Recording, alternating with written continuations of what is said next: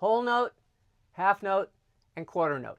Within each of these measures or bars, you'll find a bunch of dots, symbols, numbers, all kinds of stuff in there that you won't understand at first. So let me keep it simple for you. There are lots and lots and lots of other types of notes and symbols, but we're not even going to talk about them. Whole note, half note, and quarter note. You'll notice that each of the symbols has a different look, and that's not accidental, that's on purpose. That's so you can tell at a glance whether it's a whole note, half note, or quarter note based on how it looks. If you see a whole note like this, it means that if you're counting in 4/4 time, 1, 2, 3, 4, you just strum once, because that strum takes up the whole measure, which is why it's called a whole note.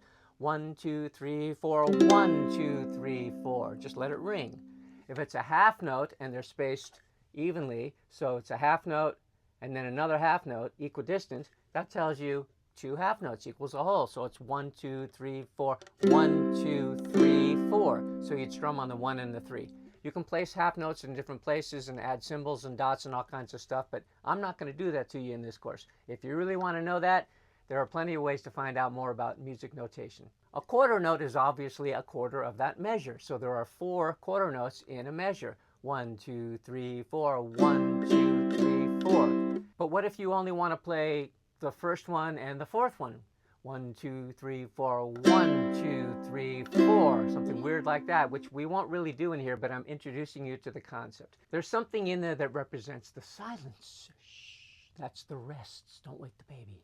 So if you see a note written like that, it means you make some noise. If you see a rest written like this, it means and there are squiggly lines that have a very specific shape. But once again, just the basics. This is a whole note rest, which means you're quiet for that whole count of 4.